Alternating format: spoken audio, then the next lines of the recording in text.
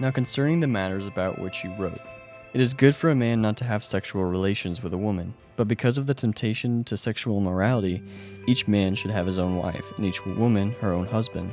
The husband should give to his wife her conjugal rights, and likewise the wife to her husband. For the wife does not have authority over her own body, but the husband does. Likewise, the husband does not have authority over his own body, but the wife does. Do not deprive one another, except perhaps by agreement for a limited time, that you may devote yourself to prayer, but then come together again, so that Satan may not tempt you because of your lack of self-control. Now as concession, not a command, I say this: I wish that all were as I myself am. But each has his own gift from God, one of a kind, and each one of another. To the unmarried and the widows I say that it is good for them to remain single, as I am. But if they cannot exercise self-control, they should marry, for it is better to marry than to burn with passion. To the married I give this charge, not I, but the Lord. The wife should not separate from her husband, but if she does, she should remain unmarried, or else be reconciled to her husband, and the husband should not divorce his wife. To the rest I say, I, not the Lord, that if any brother has a wife who is an unbeliever, and she consents to live with him, he should not divorce her. If any woman has a husband who is an unbeliever, and he consents to live with her, she should not divorce him. For the unbelieving husband is made holy because of his wife, and the unbelieving wife is made holy because of her husband. Otherwise your children would be unclean, but as it is they are holy. But if the unbelieving partner separates, let it be so. In such cases the brother or sister is not enslaved. God has called you to peace. For how do you know, wife, whether you will save your husband? Or how do you know, husband, whether you will save your wife?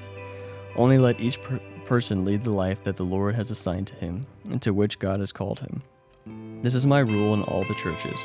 Was anyone at the time of this call already circumcised? Let him not seek to remove the marks of circumcision. Was anyone at the time of his call uncircumcised? Let him not seek circumcision, for neither circumcision counts for anything, nor uncircumcision, but keeping the commandments of God. Each one should remain in the condition in which he was called. Were you a bondservant when you called? Do not be concerned about it. But if you gain your freedom, avail yourself of the opportunity. For he who was called in the Lord as a bondservant is a freed man of the Lord. Likewise, he who is free when called is a bondservant of Christ.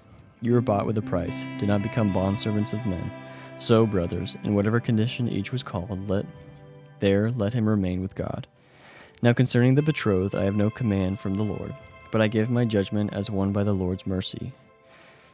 Lord's mercy is trustworthy. I think that in view of the present distress, it is good for a person to remain as he is. Are you bound to a wife? Do not seek to be free. Are you free from a wife? Do not seek a wife. But if you do marry, you have not sinned, and if a betrothed woman marries, she has not sinned. Yet those who marry will have worldly troubles, and I would spare you that. This is what I mean, brothers. The appointed time has grown very short. From now on, let those who have wives live as though they had none, and those who mourn as though they are not mourning, and those who rejoice as though they are not rejoicing, and those who buy as though they had no goods, and those who deal with the world as though they had no dealings with it. For the present form of this world is passing away. I want you to be free from anxieties. The unmarried man is anxious about the things of the Lord, how to please the Lord, but the married man is anxious about worldly things, how to please his wife, and his interests are divided. And the unmarried or betrothed woman is anxious about the things of the Lord, how to be holy in body and spirit, but the married woman is anxious about worldly things, how to please her husband. I say this to your own benefit, not to lay any restraint upon you, but to promote good order and to secure your undivided devotion to the Lord. If anyone thinks that he is not behaving properly toward his brother, betrothed, if his passions are strong, and it has to be, let him do as he wishes. Let them marry. It is not sin.